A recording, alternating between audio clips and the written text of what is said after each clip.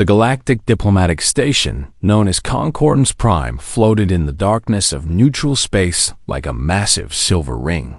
And inside its grand chamber, Ambassador Elena Vasquez sat perfectly still, while aliens twice her size tried to intimidate her into surrender. High Archon Tolvarin of the Velkari Dominion stood at the center of the room, his scaled body covered in golden armor that gleamed under the artificial lights, and his 4 eyes looked down at the human woman with a mixture of amusement and contempt. "You will listen carefully, human," Tolvarin spoke in a voice that rumbled like thunder, "for I will not repeat these terms." Elena did not move, did not blink, did not show any emotion on her face as she waited for the alien to continue his speech. The Valkyrie were an ancient race, older than most civilizations in the known galaxy, and they had built their empire by crushing younger species under their heel, one after another, century after century, until their dominion stretched across 1,000 star systems.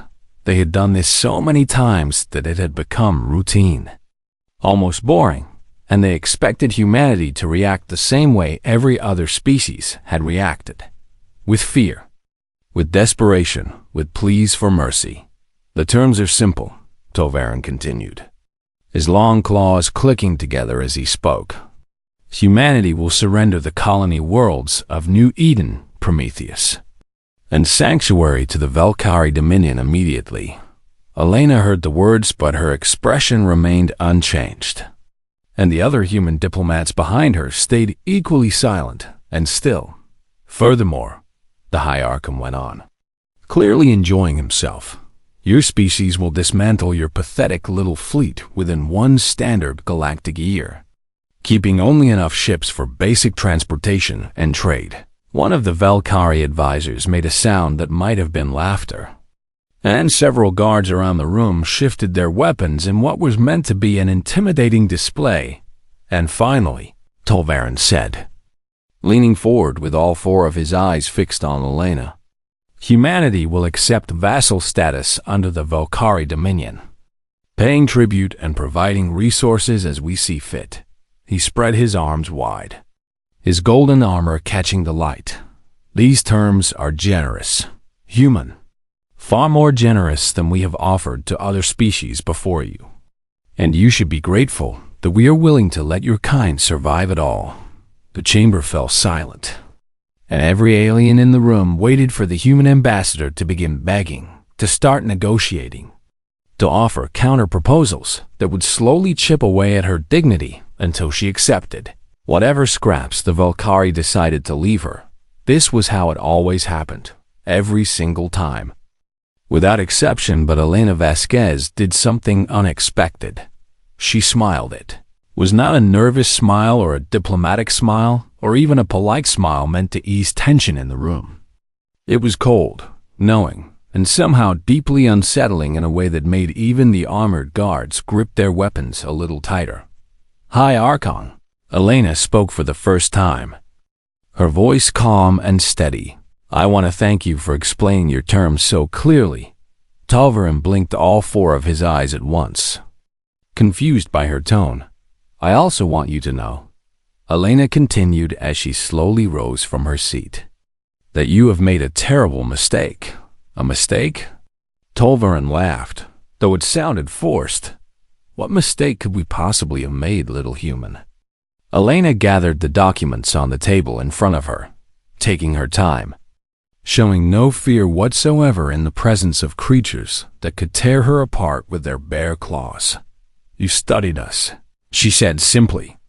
"Your intelligence officers watched our trade routes, analyzed our diplomatic missions, counted our scientists and engineers, and you concluded that we were weak." She turned to face the High Archon directly, and something in her eyes made him take a small step backward without realizing he was doing it. "But you did not study our history," Elena said, and her voice dropped to barely above a whisper. "You did not look at where we came from, what we survived, what we did to each other before we ever reached the stars. Your history is irrelevant," Tolvarin snapped, trying to regain control of the conversation. You are young and small, and we are leaving now, Elena interrupted him. And the simple act of cutting off a high archon mid-sentence caused gasps of shock throughout the chamber. She walked toward the exit with her fellow diplomats falling into step behind her, until Varen's face twisted with rage at the insult. You cannot simply walk away, he roared. You will accept our terms or face the full might of the Valkyrie war machine. Elena paused at the doorway and looked back over her shoulder at the furious alien ruler. And that cold smile returned to her face once more. And I suppose, she said quietly, you will learn our history firsthand. And then she was gone, the doors sliding shut behind her. Leaving the Valkyrie delegation in stunned silence, Silvern turned to his advisors, his four eyes blazing with anger. What game is she playing? Negotiation posturing, my lord, one advisor said quickly. They always do this at first, pretending to be strong before they inevitably crawl back to accept whatever terms we offer. Of course, another advisor agreed. Give them a few weeks to realize the hopelessness of their situation, and they will return, begging for the same terms they rejected today. The High Archon's rage slowly faded, replaced by the familiar arrogance that had served him well for centuries. Yes, you are right. They are simply too foolish to understand their position yet. He laughed, and his advisors laughed with him. And the guards relaxed their grips on their weapons. None of them noticed that one young intelligence officer in the corner of the room, a female Valkyrie named Ciravel, was not laughing at all. She had watched the human ambassador carefully throughout the entire meeting, and she had seen something in that woman's eyes that troubled her deeply. Not fear, not desperation, not the calculating look of someone preparing to negotiate. What she had seen looked almost like pity. Meanwhile, Ambassador Vasquez walked quickly through the corridors of Concordance Prime, a diplomatic mask finally dropping to reveal the grim determination underneath. Get me a secure channel to Earth Command immediately, she ordered one of her aides. Yes, Ambassador, but what message should I prepare? Elena did not slow her pace as she answered, her voice hard as steel. 2 words. Black contingency. The aide's face went pale. Ambassador, are you certain? They threaten 3 colony worlds, Elena replied. And for the first time there was real anger in her voice. 80 million people, including children, families. Everything we have built over generations. She stopped and turned to face her aide directly. The Valkyrie do not want to negotiate. They want to take what is ours and make us grateful for whatever scraps they leave behind. So we show them what happens when you threaten humanity. Elena nodded slowly. We show them exactly that. Within the hour, a single encrypted transmission left the station and traveled at faster than light speeds toward a small blue planet called Earth. The message was short, and it would change the galaxy forever across human space. Admirals who had hoped to never receive such orders opened sealed files that most of humanity did not know existed. And ships that had never appeared in any public record began powering up their engines in hidden shipyards. The Valkyrie had made their move. Confident in their ancient power and their countless victories, they had no idea that they had just awakened something far worse than they could possibly imagine. The silence that was about to fall across human space would be the last quiet moment the galaxy would know for a very long time. In the weeks that followed the failed diplomatic meeting, the galaxy watched humanity with growing confusion, because the humans were doing something that no species had ever done before. When threatened by the mighty Valkyrie Dominion, they went completely silent. Trade ships that had been traveling between human colonies and neutral ports suddenly changed course and headed back toward Earth space, their captains offering no explanation to the confused merchants and station masters, who asked where they were going. Communication buoys along the borders of human territory went dark one by one, as if someone was systematically shutting down every way for outsiders to see what was happening inside. diplomatic. Channels that had been open for decades were closed without warning, and human ambassadors across the galaxy quietly packed their belongings and returned home. What are they doing? High Archon Tolvarin demanded during a strategy meeting with his war council. Why are they hiding like frightened animals? It is obvious, my lord, his chief military advisor responded with confidence. They are retreating to protect their core worlds, pulling back their forces because they know they cannot hope to stand against us in open battle. Then they are smarter than I gave them credit for. Tolvarin laughed. But hiding will not save them. We will simply wait until they are ready to negotiate properly. And then we will take even more than we originally demanded. The War Council laughed along with their leader, already discussing how they would divide up human territory once the inevitable surrender came.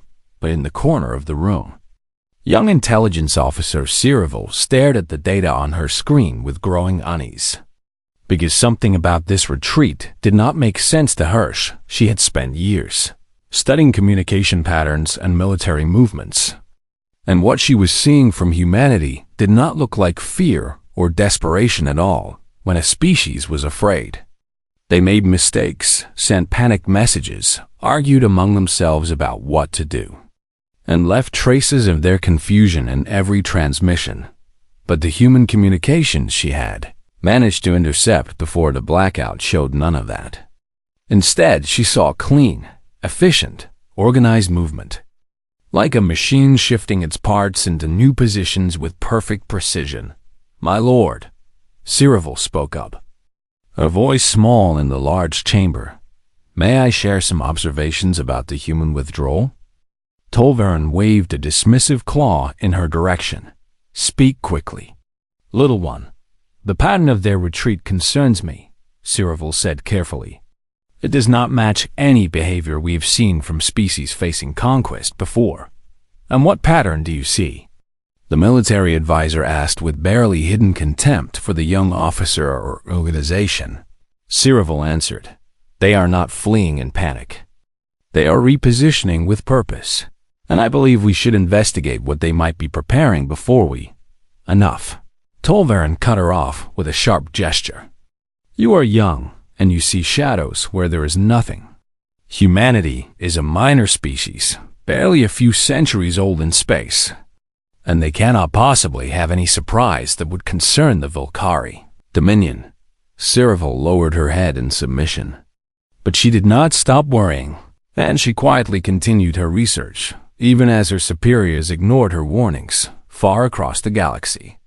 In a secure facility buried deep beneath the mountains of Earth, Admiral Konstantin Volkov stood before a gathering of captains and commanders who represented the deadliest military force humanity had ever assembled. Volkov was old for a military officer, with gray hair and deep lines carved into his face by decades of service, and his eyes held the weight of memories that most people could not imagine. He had fought in the last of Earth's unification wars, had watched cities burn and millions die in conflicts that made the current galactic tensions seem like minor disagreements. And he had hoped to never see such destruction again. But hope, he had learned long ago, was not a strategy. You all know why we are here. Volkov addressed his officers, his voice rough but steady. The Volcari have threatened our people, our homes, our children, and they expect us to bargain for their mercy. He paused and looked around the room at the faces of men and women who commanded ships with names that were whispered in classified halls. The Wrath of Terra, the Silent Judgment, the Event Horizon, the Long Night, and a dozen others that officially did not exist. Task Force Erebus has been activated for the first time in human history. Volkov continued, and I need you all to understand what that means. Captain Sarah Chun of the Wrath of Terra spoke up. Admiral, most of us have trained our entire careers for this possibility, but we never actually believed it would happen. Neither did I, Volkov admitted. But here we are, and we have a job to do. He activated a holographic display that showed the layout of Volcari space. Their military bases, their supply lines, and their defensive networks. The Valkyrie believe that war is a ritual, Volkov explained, pointing to various points on the display.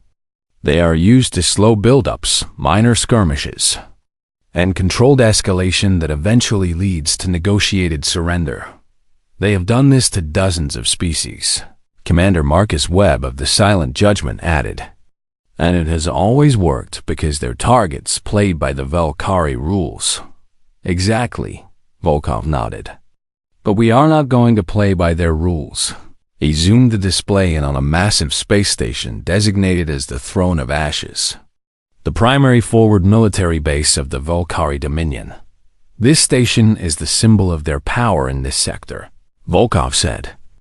It took them 300 years to build. It houses over 1 million personnel, and it has never been seriously threatened in its entire existence. And we are going to destroy it? Chun asked, her voice quiet but not uncertain. No, Volkov shook his head. We are going to do something worse. We are going to take it apart so quickly and so completely that the entire galaxy will understand what happens when you threaten humanity. He looked around at his captains once more.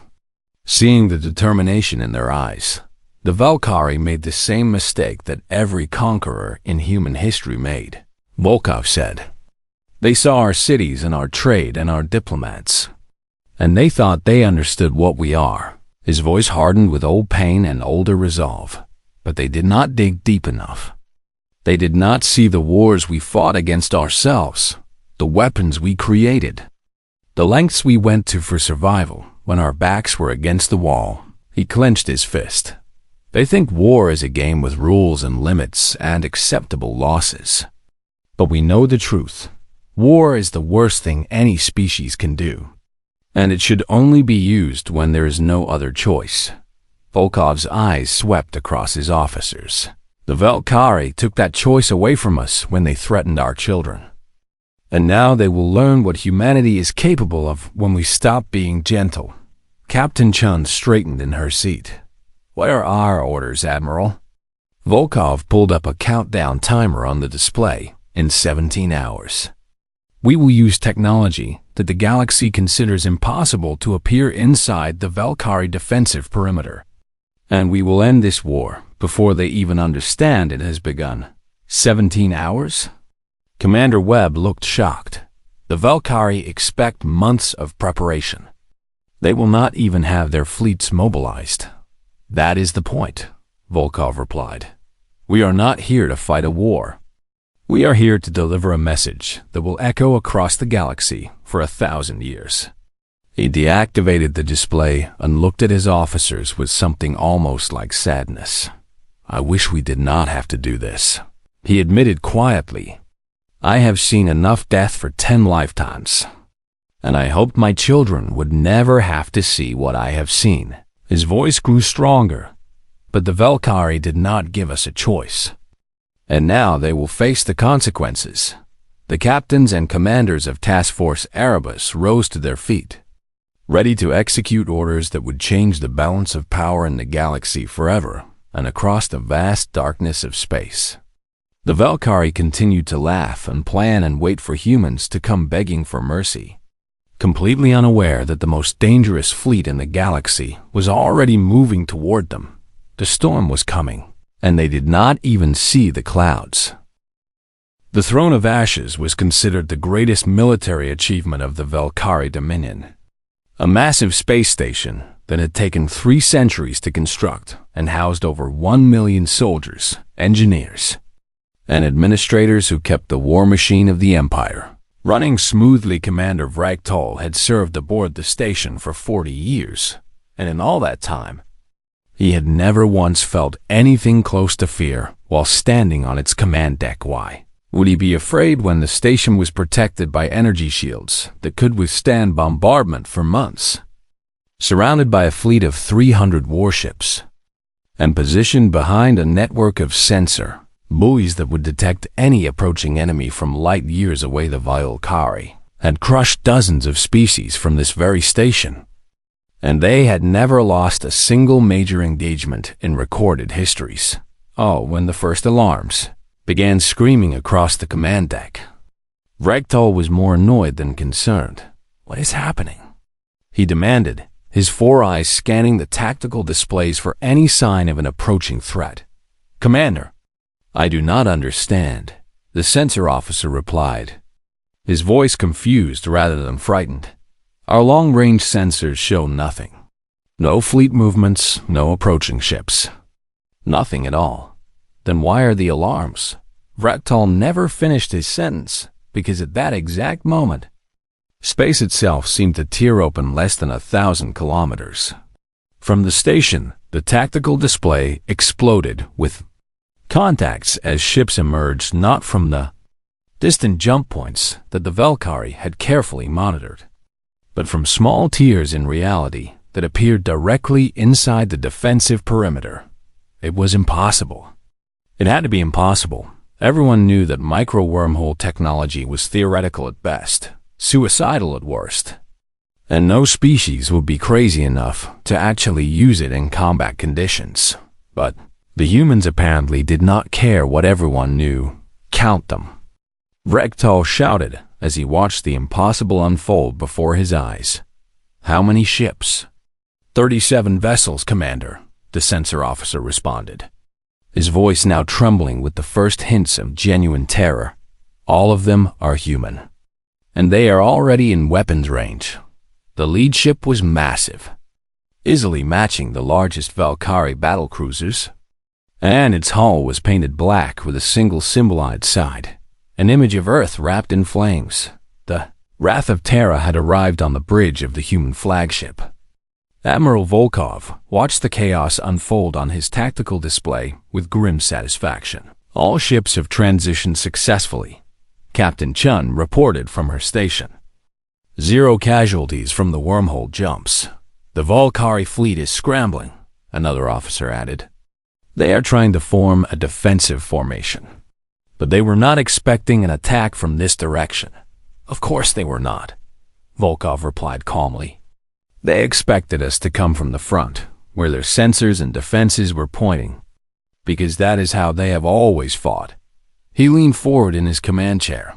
"All ships, begin attack pattern Omega," he ordered. "Priority targets are their command vessels and shield generators. I want their defensive network down in 15 minutes across the fleet." Human ships began their deadly work. The Silent Judgment lived up to its name by unleashing a weapon that the galaxy had never seen before. Gravity lances that fired concentrated beams of artificial gravitational force capable of crushing enemy ships like paper. The first Valkyrie cruiser hit by the weapon did not explode or burn. Instead, it simply collapsed inward, metal screaming and twisting as impossible forces compressed the entire vessel into a dense ball of wreckage, smaller than a shuttle inside the throne of ashes. Cyril watched the battle unfold from her intelligence post, and she felt her blood run cold as she witnessed technology that should not exist being used with terrifying efficiency. "They were ready," she whispered to herself.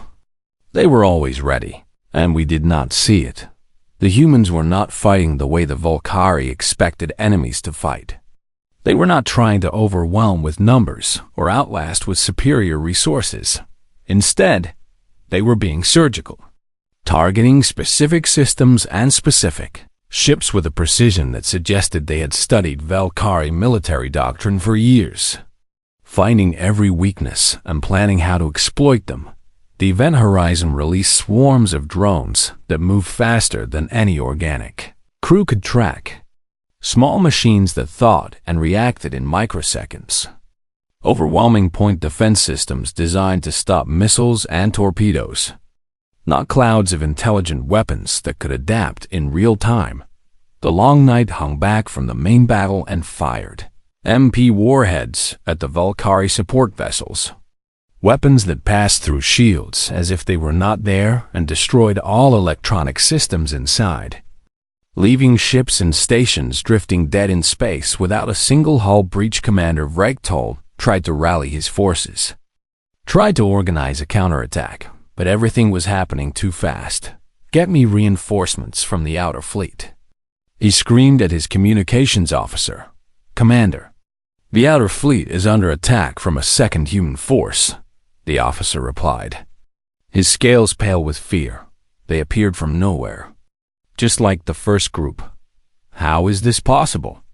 Rektal slammed his fist against the console. "How can they be everywhere at once?" The answer came in the form of a broadcast that cut through all Valkyrie communication channels, military and civilian alike, carried by a signal powerful enough to overwhelm every receiver in the system. Admiral Volkov's voice filled the command deck of the Throne of Ashes, calm and steady, and somehow more frightening because of its lack of emotion. "This is Admiral Konstantin Volkov of the Terran Defense Force speaking to all Valkyrie personnel," he said. "Your High Archon threatened our people with conquest and subjugation, and he expected us to negotiate for scraps of mercy." Rektal watched his tactical display as another 3 Valkyrie warships were destroyed in rapid succession. "He was wrong," Volkov continued. "We do not negotiate when our children are threatened, and we do not surrender when faced with extinction on the bridge of the Wrath of Terra." Volkov paused his broadcast to check the status of the battle. "Station shields are at 40% and falling," Chun reported. "Their fleet has lost over half its combat effectiveness, and the survivors are attempting to retreat." "Let the transports go," Volkov ordered.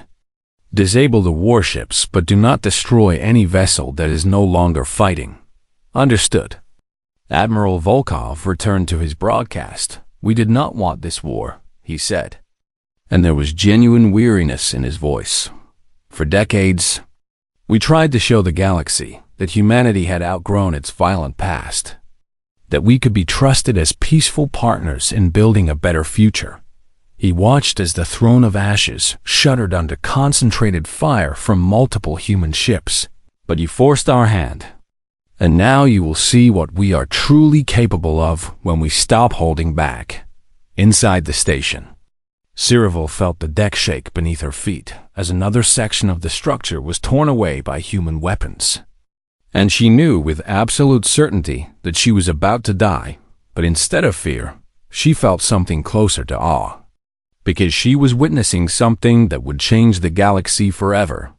"Understand this," Volkov's voice continued over the speakers that were still functioning.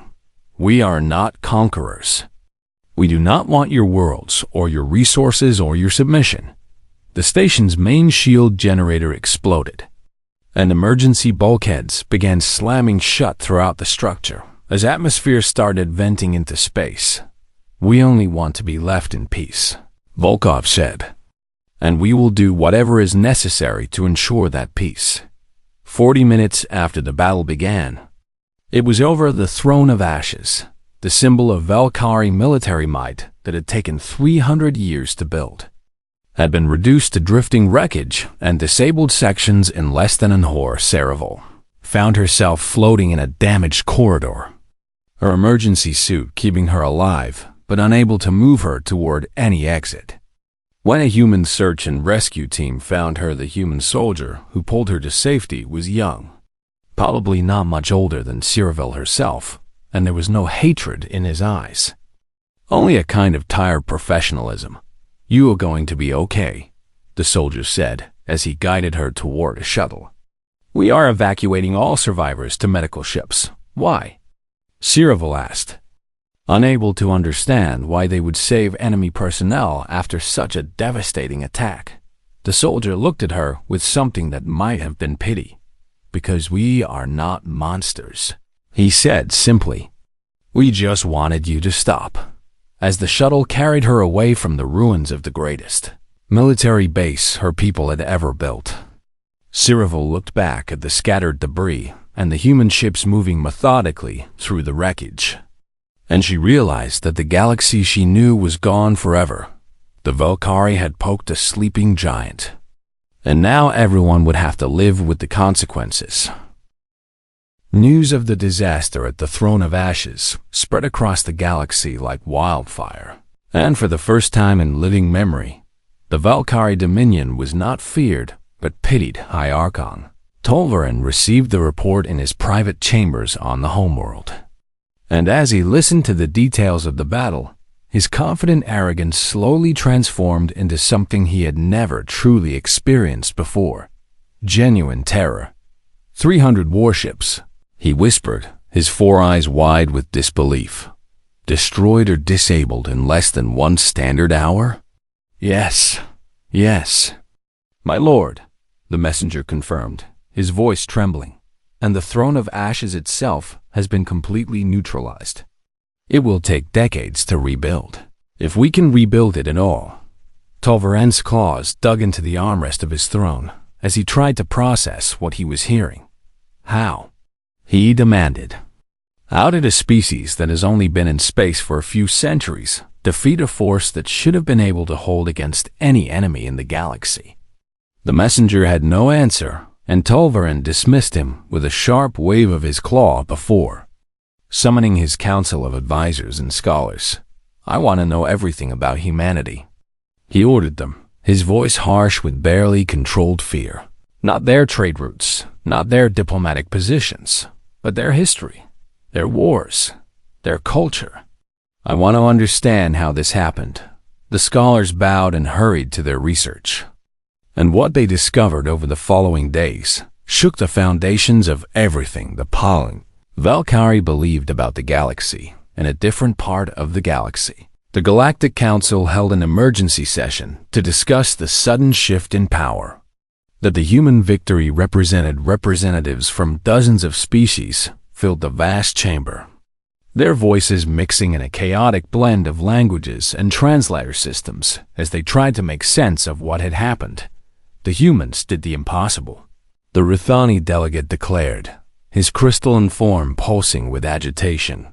They used micro-wormhole technology in combat, something that every species in this room considered theoretical suicide, and they won decisively. The Ulith ambassador added, her tentacles curling with concern, against a force that should have been unbeatable. What does this mean for the rest of us? Another delegate asked, voicing the question that was on everyone's mind. If they can do this to the Valkyrie, what could they do to our worlds? The chamber erupted in worried discussion until a Ruthani delegate raised a limb for silence. I have already sent a private communication to Earth, he announced, and their response was clear. They have no interest in conquest or expansion. They only acted because the Valkyrie threatened their colonies, and we are supposed to believe that? Someone shouted from the back of the chamber, I believe it. The Ulith ambassador replied firmly, because if humanity wanted to conquer the galaxy, they would have started long before now. They clearly had the capability, yet they chose to hide it. She turned to address the full council. We always suspected that humans were more dangerous than they appeared. She admitted, their history was filled with violence that made even our worst conflicts seem minor. But they worked so hard to present themselves as peaceful traders and diplomats that we allowed ourselves to forget. Back on the Valkyrie homeworld, Tolvarin sat in stunned silence as his scholars presented their findings about human history. 2 global wars in a single century, the lead scholar explained, his voice shaking as he read from the translated records. Conflicts that killed hundreds of millions of their own kind and devastated entire continents. Hundreds of millions? Tolvarin could barely comprehend the number. Yes, my lord, and these were wars fought with primitive chemical explosives and basic projectile weapons. They had not even discovered nuclear technology during the first conflict, the scholar continued, his fear growing more obvious with each word. They invented nuclear weapons during the Second Global War and immediately used them against their own species, destroying 2 entire cities in moments. Tolvarin felt sick in a way he had never experienced before. And then, the scholar went on, they spent the next 50 years pointing thousands of these weapons at each other, each side ready to destroy their entire civilization if the other attacked first. They threatened to destroy themselves? One of the advisors asked. Unable to understand such madness, they called it mutually assured destruction. The scholar confirmed, and somehow, impossibly, this strategy actually worked. Fear of total annihilation kept them from using their weapons against each other. What kind of species thinks like that? Tolvarin wondered aloud. The scholar pulled up more images and records. Wars of religion, wars of ideology, genocides, revolutions, and countless smaller conflicts that had shaped human civilization through blood and fire. They did not evolve on a peaceful world. The scholar explained, Earth was a planet where survival required constant struggle, where every advantage had to be fought for and defended. He showed the council images of human warriors throughout history. Ancient soldiers with swords and shields, medieval knights in armor, modern troops with rifles and tanks, and finally, the sleek black ships of Task Force Erebus. When they reached the stars, they did not forget what they had learned, the scholar concluded. They simply buried it, classified it, hoped they would never need it again. And then we threatened their colonies. Tolvarin said, finally understanding the magnitude of his mistake. Yes, my lord. We threatened their children, their families, everything they had built, and we awakened every violent instinct that they had spent centuries trying to suppress. Meanwhile, aboard a human hospital ship, Ciravel was recovering from her injuries when a young human officer came to visit her. My name is Lieutenant James Chun. The officer introduced himself, sitting down across from her bed. I am part of the integration team helping Valkyrie survivors adjust. Why did you save us? Ciravel asked. The same question that had haunted her since the battle. You destroyed our greatest military base. Why show mercy afterward? Chun was quiet for a moment, considering his answer, because destruction was never the goal. He finally said, we wanted to prove that fighting us was a mistake. Not to commit genocide against your people, but your weapons, your tactics, everything was designed to inflict maximum damage as quickly as possible. To military targets. Chun agreed. We were brutal against your fleet and your station because we needed to end the battle fast, before reinforcements could arrive, and before more lives were lost on both sides. He leaned forward, and Ciravel saw that his eyes held no malice, only a kind of sad understanding. My grandmother told me stories about the last wars on Earth. He said quietly, about how easy it is for violence to spiral out of control, about how hard it is to stop once the killing starts. Your species seems very good at violence, Ciravel observed. Too good, Chun admitted. That is why we try so hard to be peaceful now. Because we know what we are capable of becoming if we let ourselves go down that path again. He stood up to leave. The Valkyrie made a mistake, he said, but you do not have to keep paying for it. If your leaders choose peace, humanity will accept peace, and we can start rebuilding together. As he walked away, Ciravel thought about what she had learned about humans over the past few days, and she realized something important. They were not monsters or conquering tyrants. They were survivors of their own terrible history, trying desperately to be better than their ancestors, and the worst thing anyone could do was force them to remember what they used to be back. In the council chamber on the Valkyrie homeworld, Tolvarin sat alone, his confidence shattered, and his empire crumbling. He had thought humans were weak because they chose diplomacy over warfare, had assumed their peaceful nature was a sign of vulnerability rather than discipline. Now he understood the truth. Humanity was not peaceful because they could not fight, but because they knew exactly how terrible war could become, and they had chosen to be better.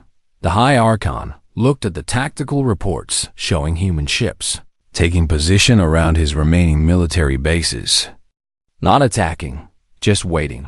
And he knew that his next decision would determine whether his species survived or was remembered only as a cautionary tale. For the first time in his long life, Tolvarin began to consider the possibility of surrender. The flagship of Task Force Erebus hung in orbit above the Valkyrie homeworld. its dark hull blotting out the stars like a wound in space. And every citizen on the planet below looked up at it with a mixture of fear and despair. Admiral Volkov stood on the observation deck of the Wrath of Terra, watching the alien world spin slowly beneath him. And he felt no satisfaction or triumph in what humanity had accomplished. He had spent his entire adult life hoping that the weapons and tactics buried in classified files would never need to be used. And now that they had been unleashed, he could not stop thinking about the lives lost on both sides. Admiral. Captain Chun's voice came through his communicator. Ambassador Vasquez's shuttle has arrived. She is ready to proceed to the surface for negotiations. I will escort her personally, Volkov replied. Turning away from the observation window, he met Elena Vasquez in the shuttle bay. And for a moment, they simply looked at each other without speaking.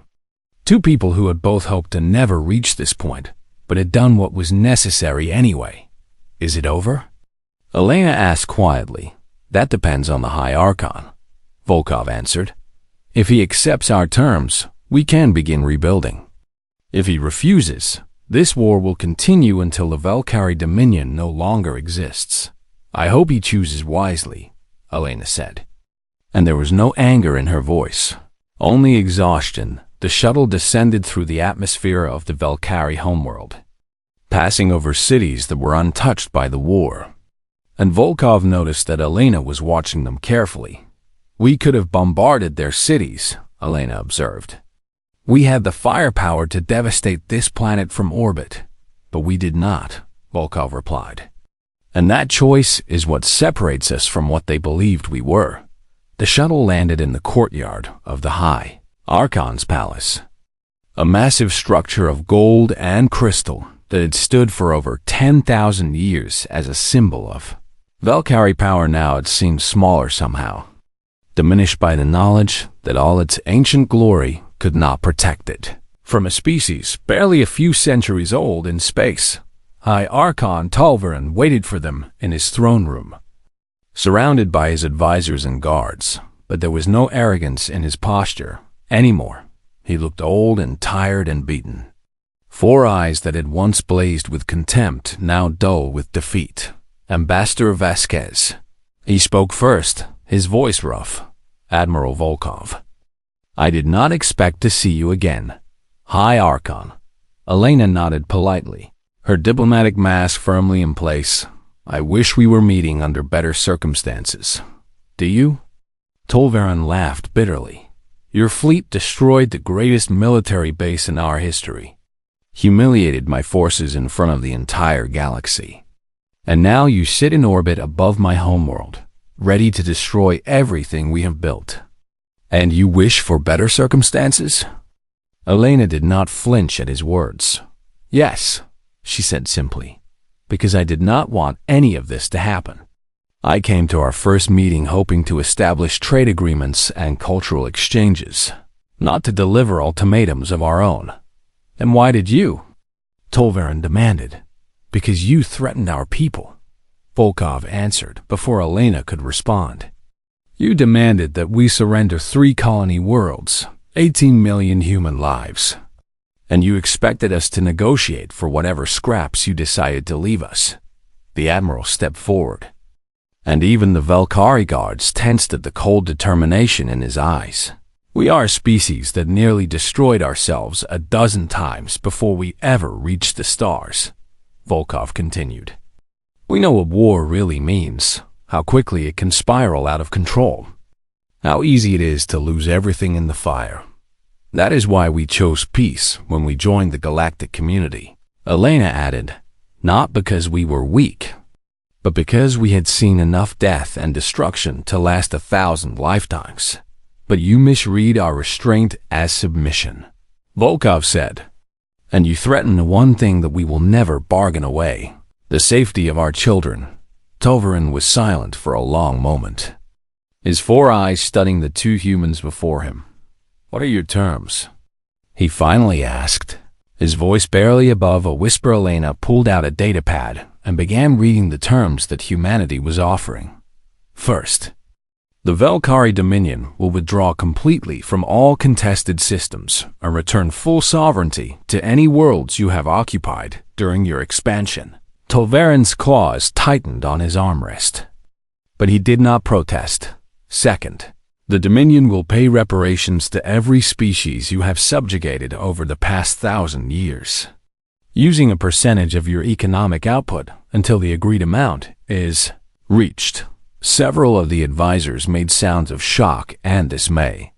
But Elena continued without pausing. Third, your military will be reduced to purely defensive capacity, with limits on the number and type of warships you may maintain. You wish to leave us defenseless, Tolvaren growled. We wish to ensure you cannot threaten anyone else, Elena corrected him. The galaxy has lived in fear of Velkari aggression for too long. That ends now. And finally, Elena concluded, you, High Archon, along with your War Council, will stand trial before a galactic tribunal for crimes against sentient life. Tolvaren shot to his feet, rage momentarily overcoming his fear. You dare?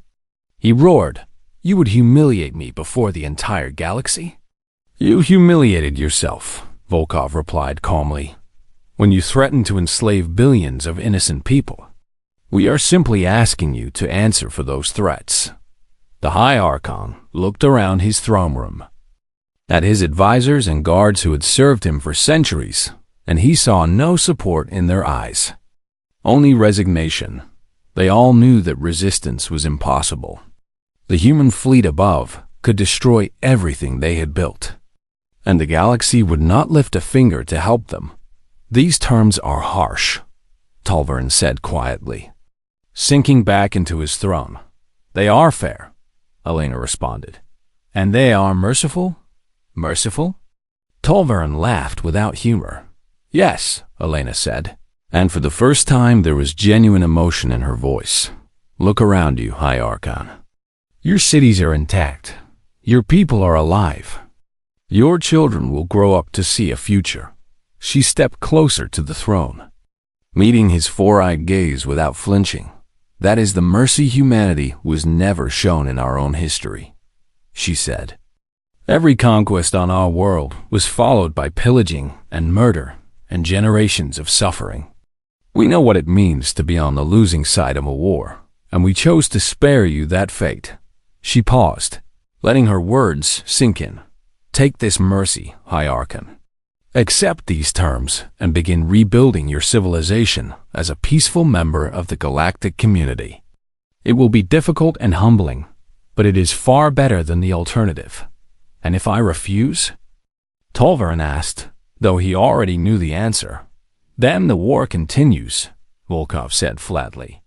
And it will not end until the Velkari Dominion is nothing but ash and memory. The throne room fell silent as Tolvaren considered his options. But they all knew there was really only one choice. I accept your terms, the High Archon finally said, his voice broken. May your mercy prove more genuine than our threats were. 3 months later, Ciravel sat in her small apartment on the Volkari homeworld, writing the document that would become the definitive record of the war that had changed everything. She had been released by the humans after the peace treaty was signed, and she had returned home to find a world struggling to accept its new place in the galaxy. The arrogance that had defined her people for millennia was gone, replaced by a stunned humility that would take generations to fully process. But Ciravel did not write her account to mourn what was lost. She wrote it as a warning to future generations, so they would never make the same mistake her people had made. Do not study human science, she wrote as her conclusion. Do not study human trade or diplomacy or art. Study their graves. Study their monuments to the fallen. Their museums dedicated to wars that nearly destroyed them. Their stories of survival against impossible odds. Understand that humans are not gentle because they cannot be fierce. They are gentle because they have seen what ferocity costs, and they have chosen a different path. But that choice can be changed. Threaten their homes. Threaten their children. threaten everything they love, and they will show you exactly what they are capable of becoming. That fear is the only thing that keeps them gentle. Never wake it. Cyril saved her document and looked out the window at the stars above her world. And somewhere among those distant lights, she knew that human ships were returning home. Their crews hoping to never fight again, she hoped, for everyone's sake, that they would get their wish. The galaxy had learned its lesson, and humanity could finally rest until the next fool decided to wake the sleeping giant. But that was a story for another day.